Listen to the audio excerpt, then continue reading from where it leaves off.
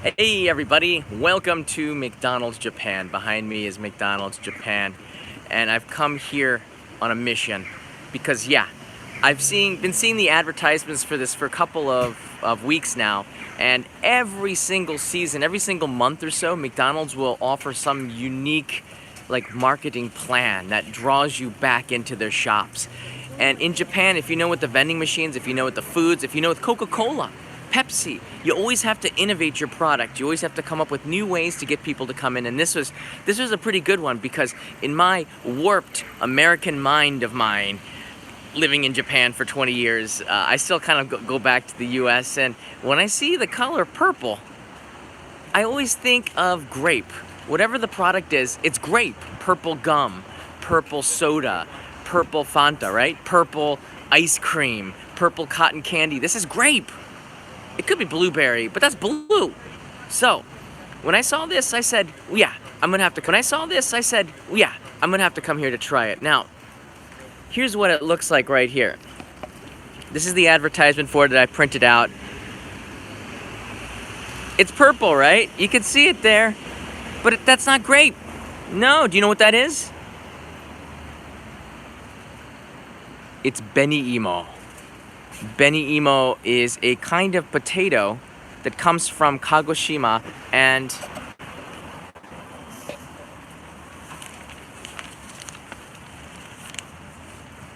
it's purple.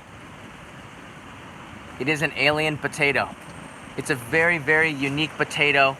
I see this a lot in Okinawa, actually. Okinawa has these, and purple yams. Beni imo is what it's called, and McDonald's has taken it and made it into a shake. And guess what? I have it right now in front of me. I'm gonna try it for you right now. Yeah, I've been busy. Sorry about starting a little bit late. It was because I was waiting in line. Straw got wet. Yeah, this is a potato shake by McDonald's. I don't know if you can. Okay, here we go. Just take a look at it. Now, I don't know if it's all natural. You're kind of suspicious of it, but it's purple for sure. You see that? It's purple and it's not grape, and we're gonna see if it's good or not. Are you ready?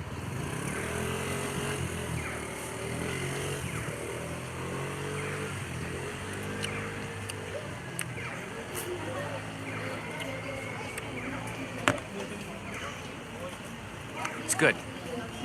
It's good. It's really good. The reason why is because it has an amazing balance to this shake. It's sweet.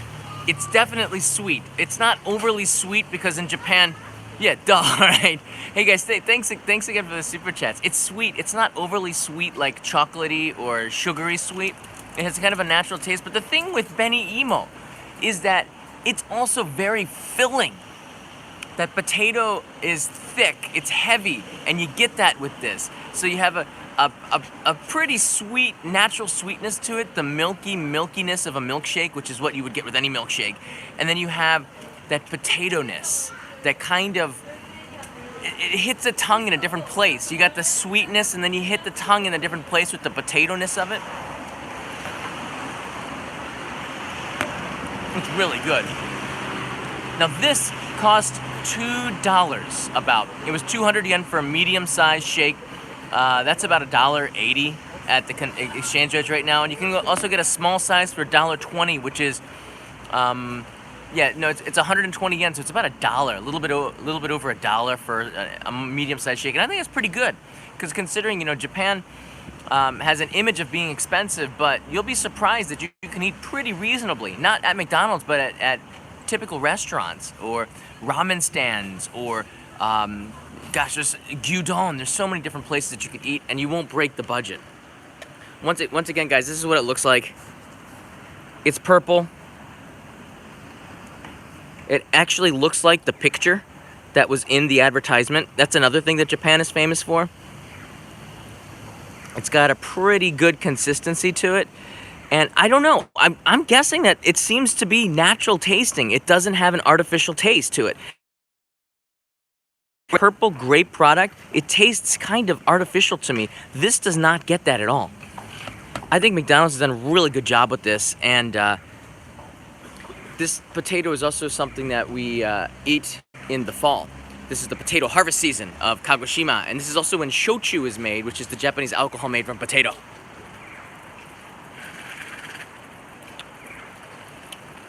It's good. I'm gonna save the rest of that for my wife. She loves milkshakes. And just a little bit to add something to this. McDonald's right now also has something called the Tsukimi burger. And that Tsukimi burger, when I came to Japan 20 years ago, they had this burger too. It's one of the ones that they keep around, and it's to celebrate the autumn moon, okay, the harvest moon. And you can see there's a rabbit on it eating the burger. In the background, Tsukimi burger. Tsuki means moon, and mi means to see the moon. And yeah, they put an egg on it because in the egg it looks like the moon when you cook it right. There's a big circle to represent the moon inside the egg, so they put an egg on the burger to celebrate the harvest moon. It's pretty cool. They've had this in Japan for the 20 years that I've been here, and even longer, I think. It's just one of these things, when you see the Tsukimi burger at McDonald's, yeah, it's autumn. And they have this, and it's pretty reasonably priced. You can see it in the menu inside.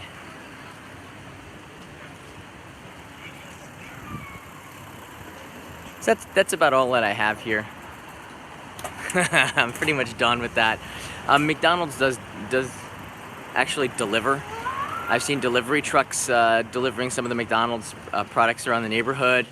Domino's delivers too, by the way.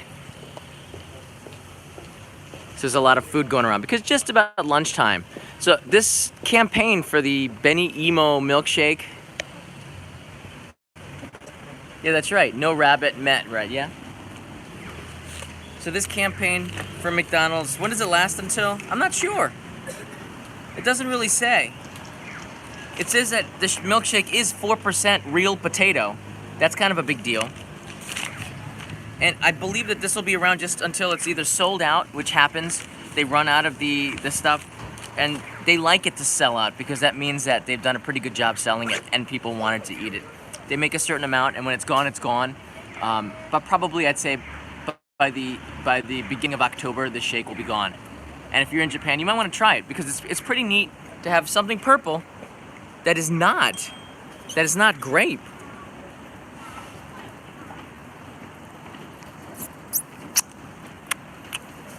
That's good. It's filling. So what do you guys think? Would you try this? Is this something that you'd want to eat? Is this something you want to drink? I don't know if I'm eating it or drinking it because it's so thick. But it is pretty refreshing, and I don't think that you need to eat anything with it. You don't have to get potatoes or French fries or a burger with this. This is actually kind of like a meal because of the potato that's in there. That's what's really unique about this is one of the reasons I wanted to try it. Would this be enough to fill me up? And yeah, it's because of the potato, and it only says 4% in there. It just tastes like more, maybe because of the heaviness of the cream. But yeah, I think I would probably consider this a meal. And I can't even drink it all. I'm going to take it back to my wife now for her to finish it off, and maybe she'll give us some feedback. McDonald's Japan, I've also noticed, hey, to Otaku, maybe I'll buy Kanai a small one. This is melting. Thanks for that. 4% is kind of small, but it's better than 1%. you gotta look at it that way.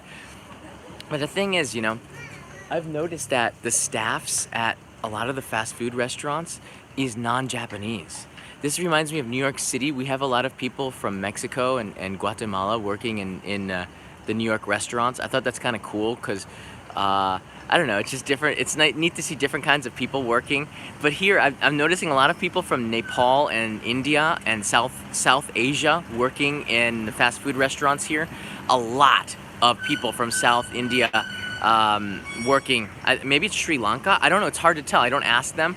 But they speak pretty good Japanese with an accent, and they're working at a lot of the fast food restaurants to fill in the gaps because right now university students are back at school, and they're the ones who take the baito, the all-bite, which is it's a German word, Arbeito.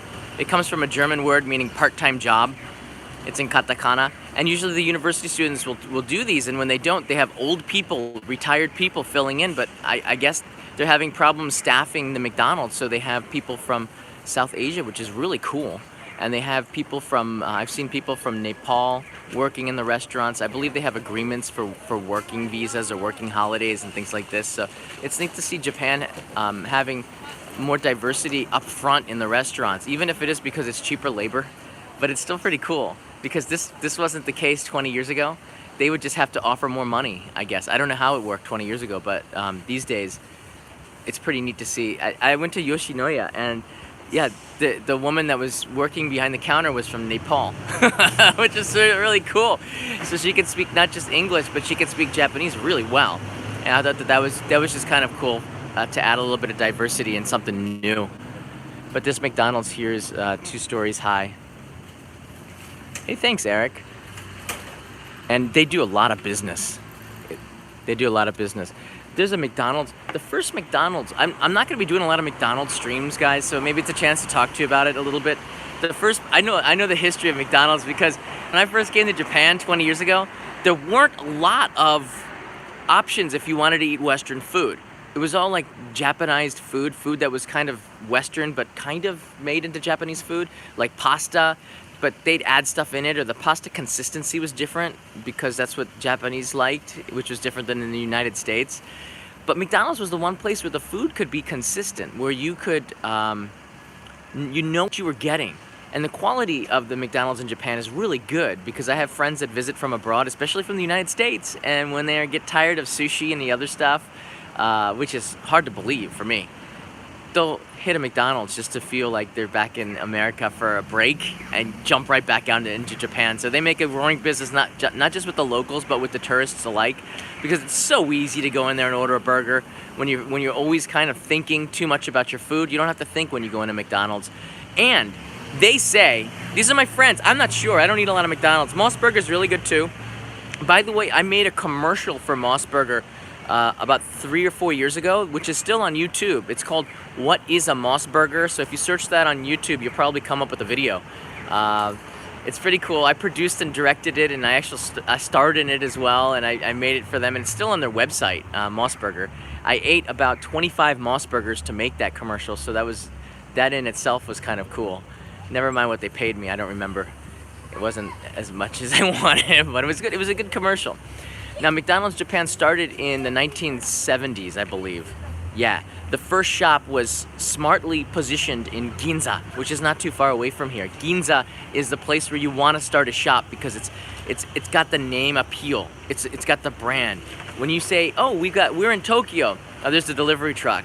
We're in Tokyo. Where? In Ginza. Whoa, it's got that appeal. So, when McDonald's came here to make a splash, because it was American fast food, and there was nothing like this at the time, they put the shop in Ginza. Think about it. You have all these brand shops. It's like Fifth Avenue. All these really stylish things, and in the middle of it was this restaurant from America called McDonald's, and they had an awesome prime real estate. When I first got here, I don't know, I believe the McDonald's was still there 20 years ago when I first came here, but it's now gone. They have McDonald's more inside off of the main street, and McDonald's is not as popular because there's just so much competition for the fast food market now. But it's still always gonna have that appeal as not just the first one. Like they're the Neil Armstrong of fast food in Japan. They're the first ones to land on the moon here, to say one small step for burgers, one giant leap for burger kind, whatever that means. But they brought the burger culture to Japan, really. I mean, the GIs did after World War II when they were here for the occupation. But it was McDonald's that took it to the next step and made it not just an American food, but they did stuff like this. They added eggs to the burger, and they took Japanese culture, which is tsukimi, which is the harvest moon, and they put it into a burger, and they continuously innovate. They do stuff like this. They make the purple shake, for those of you who are joining us now. This purple shake is made from a beni imo. A beni imo, which is a purple potato. Let me see if I have a picture of it again, for those who are joining us. It's not grape. And that's the thing that always, it kind of messes with my mind. It's this. This is a natural potato grown in, I think, mostly Okinawa, but I think you can get it in Kagoshima, down in the islands. This Beni Imo gives a purple color and a natural sweetness. It's very sweet. And it's made a lot of desserts in Japan, especially down in Okinawa. And they put it into a shake now. This shake is 4% Beni Imo, and it has a really good natural taste to it, maybe as a result of it being a lot of natural ingredients. But it's also really filling and surprisingly not too sweet. It still retains the milkiness of it. It's an awesome balance. I like that though. When McDonald's Japan innovates like this, because the people here expect them to innovate. And in the United States, when you fall in love with the food, they don't take it off of the menu. That means there's less places to innovate. You have to innovate existing foods, and people don't like that. Here, if you don't innovate, you die. And McDonald's Japan is one of the big innovators here, and that's one of the reasons why it might be better in quality than the United States, because they're always tweaking and always working on the recipes. It's good. It's really good. It's like a meal because of that potato-ness to it.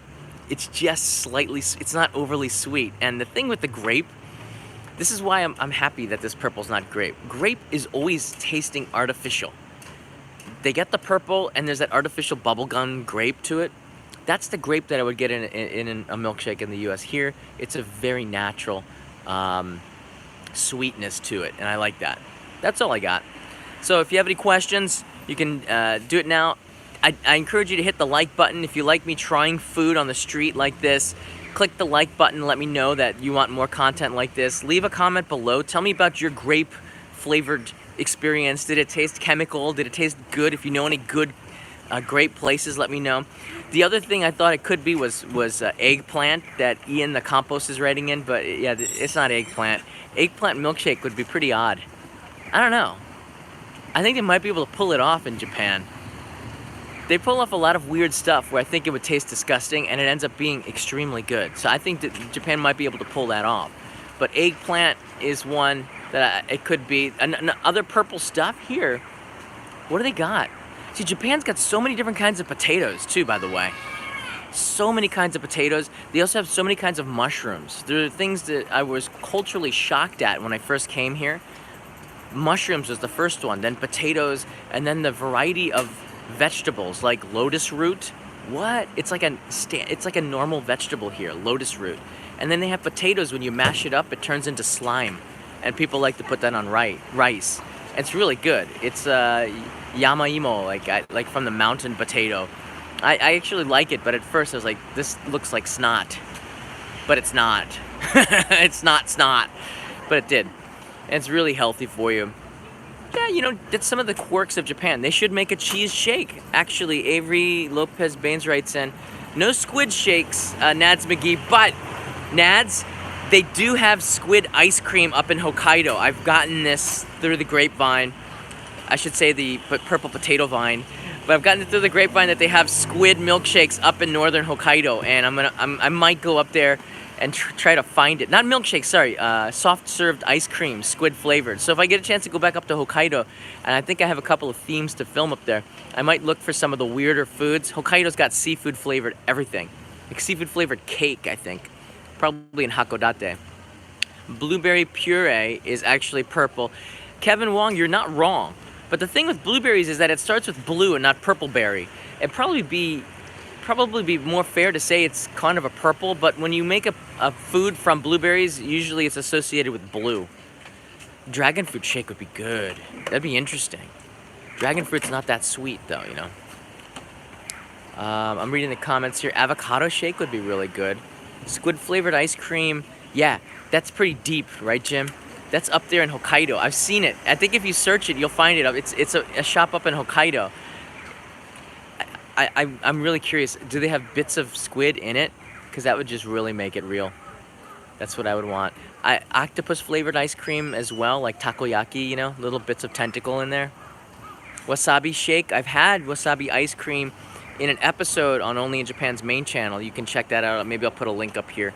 But if you search the ultimate wasabi guide, you'll get me eating wasabi ice cream, wasabi beer, wasabi burger. They did a pretty good job with the wasabi. Wasabi tastes different when it's fresh, and I think it's the same maybe with this potato, and it's the same with anything. When you have it fresh, it tastes completely different. Avery, Oh yeah, mangosteen shake. I wonder if they would innovate that. Maybe it's just too expensive, but having a mangosteen shake would be something I would like. That sounds like something Singapore should get on top of, or Indonesia, or Thailand, or Malaysia, right? Because it's so good. Hey, Nads McGee, whoa, Nads, get one for me. Like one of these? Hold on. You want a shake? How am I gonna send it to you, buddy? Really?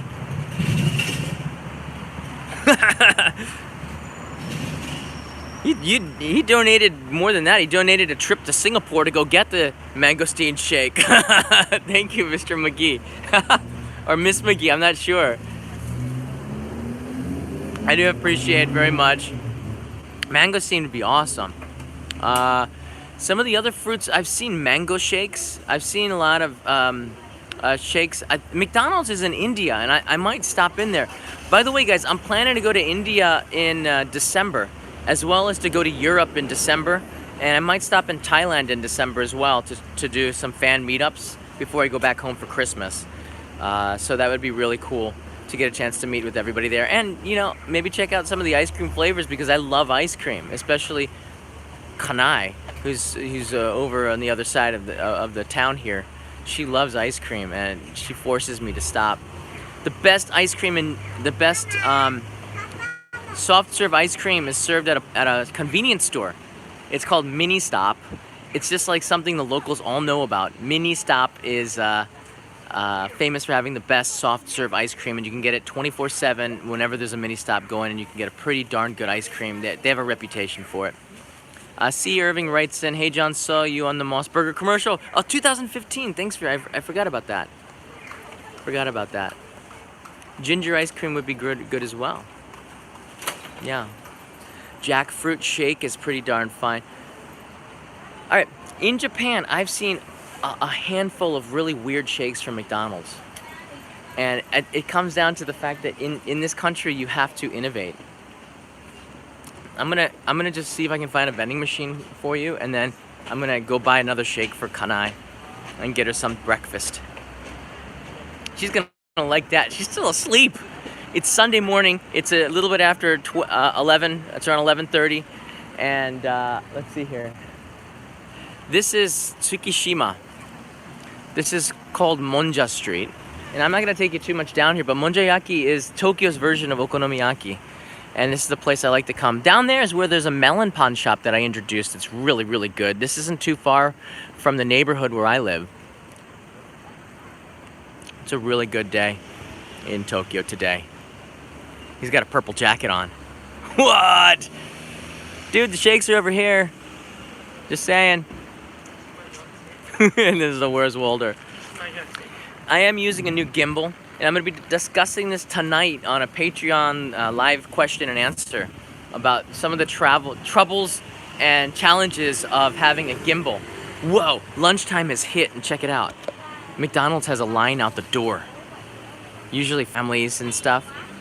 That's craziness. You guys found Waldo. He's here. I gotta go back. I just wanted to say thank you to Nads McGee and to everybody else for the support here. This is pretty cool. I did actually get this gimbal the other day. It was broken, the first one, and then the second one was fixed. The motors are always off, and you have to log into DJI's app in order to initiate the motors. The other one I did that, but the motors were still broken.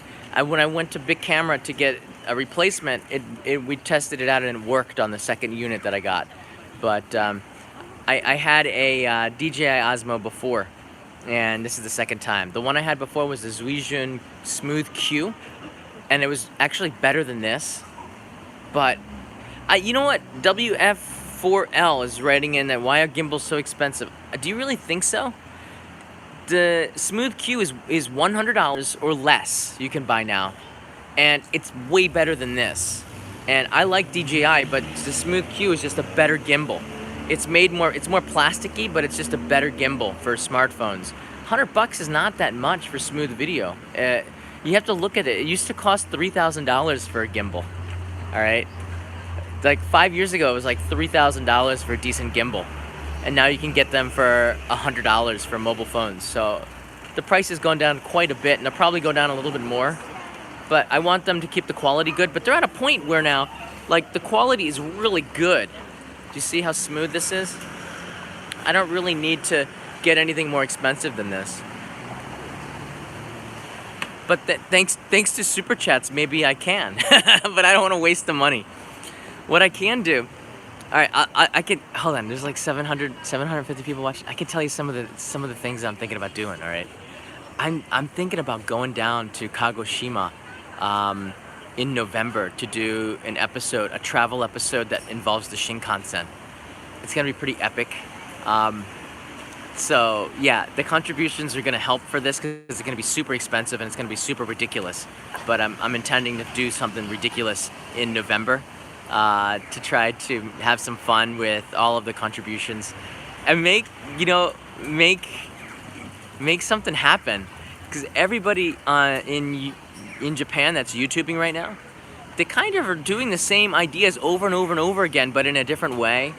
They have lists, they have like the same places, they have the same things, and it's pretty cool because different narrators, different storytellers, different people have different ways to tell things, and that adds value to a story. It adds value to, if you're searching for Harajuku, you're gonna have 20 different ways to look at that area. So that's pretty cool, but there's so much more than these places here in Tokyo. So I want to try to bring you some of that outside of this city of Tokyo. Starting this month, I'm going to Kyoto this week, believe it or not. I'll be in Kyoto on the 4th and the 5th.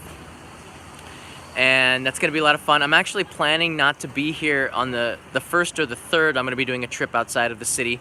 And then next week, I'll be on an NHK shoot for Journeys in Japan, a show down in Tottori. We're filming a top secret. I can't tell you what the theme is.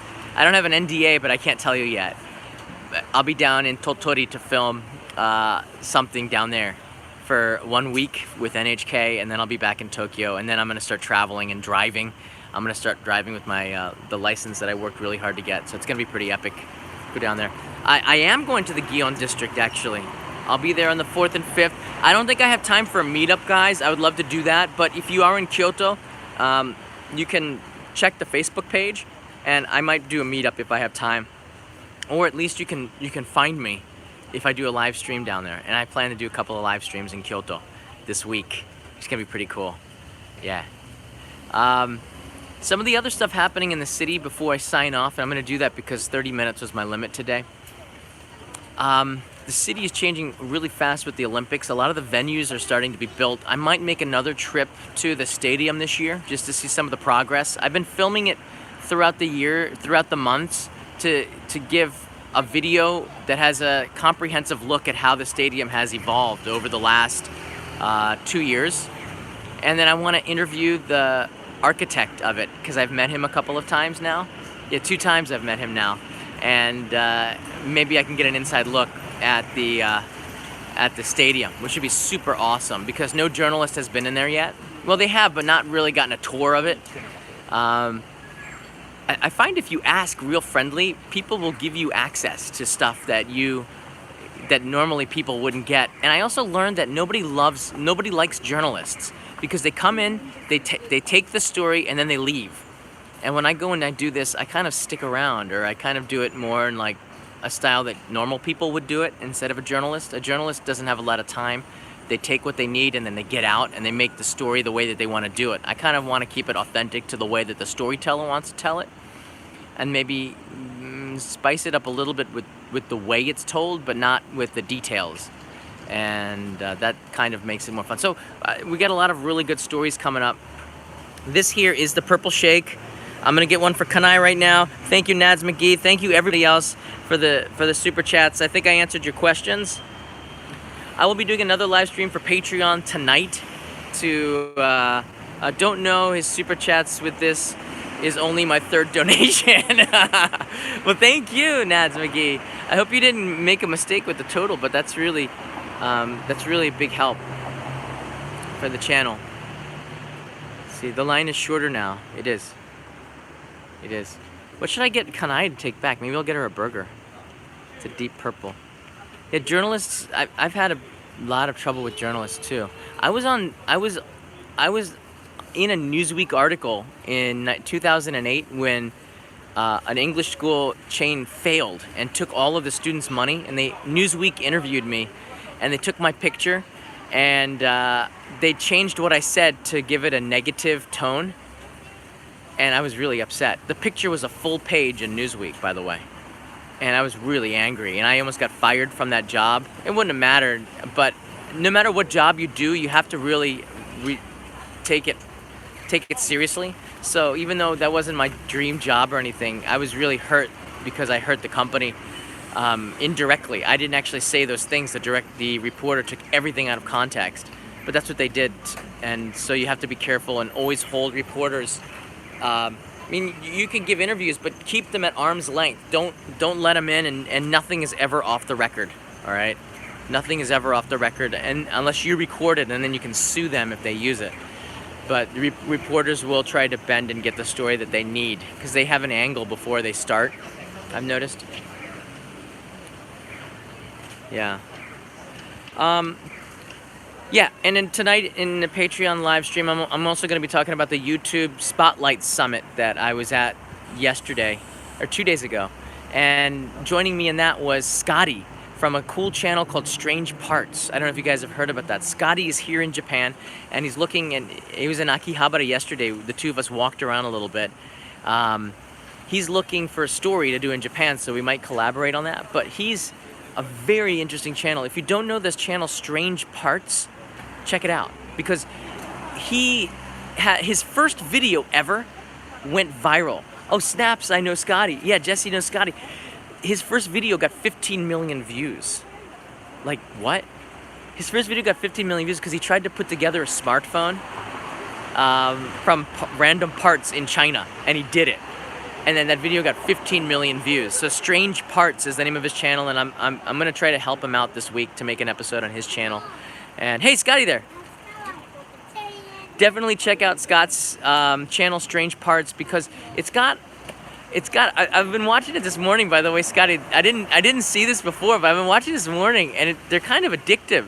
The stuff that you put on to the show, and I think it really adds, like, when you put your personality into it, it adds that something extra, I think, because if you were just showing the parts and things like that, it would be not as much fun as to see you doing it, you know? I love that. Like, the first episode, I remember I turned it in, there you are. I like that. So thanks for the good content. Guys, check out Strange Parts, and we'll see if maybe we can get Scotty in a live stream, too, to talk about stuff, because we do appreciate it. And I'm really happy that YouTubers are coming here to Japan and putting focus on things. One of the things that I liked about walking around with Scotty yesterday was that we were looking at stuff that was not manga oriented and anime oriented. We were looking at stuff that was electronics oriented. And as I did in a hey, Rocio Hernandez, thank you. Hernandez, thank you, sir. Racio. Cool. When I was walking around, I know the history because you can see it all segmented in the Akihabara area. But we didn't walk where the manga and anime is, but all of that, the maid cafes, is kind of incorporated in the computer areas because that's where the computer stores from the 80s went out of business, and it was the maid cafes that came in and saw very cheap real estate in places that people didn't want to put anything. That's where they put in the maid cafes, and you can see them like mixed up within the computer parts stores. So not all otaku are anime manga otaku. Otaku can be computer otaku, and that's kind of like where that's where I kind of fit in. I'm kind of a computer and camera otaku.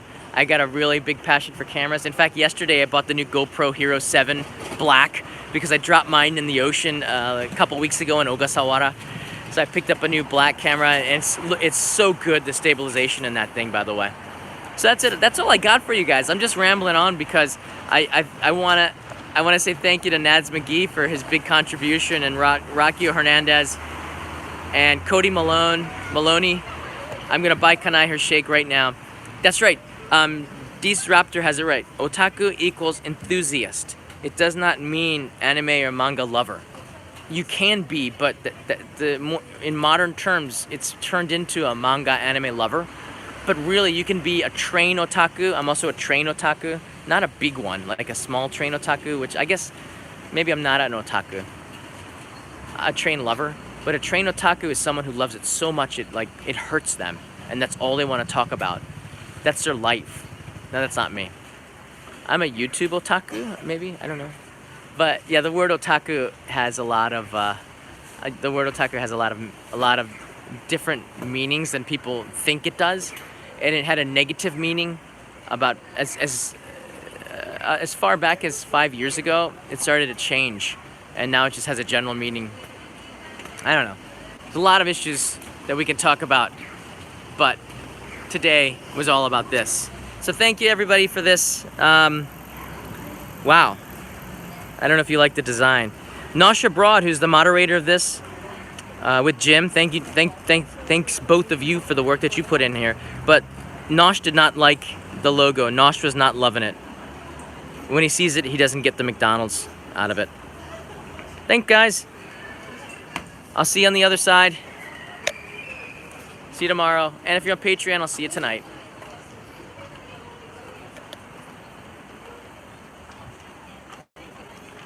That guy's totally gonna buy its gimme burger.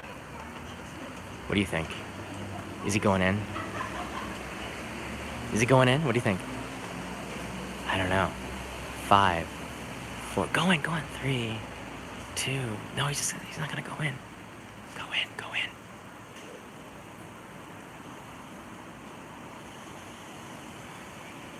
I don't think he's going in. All right, bye guys.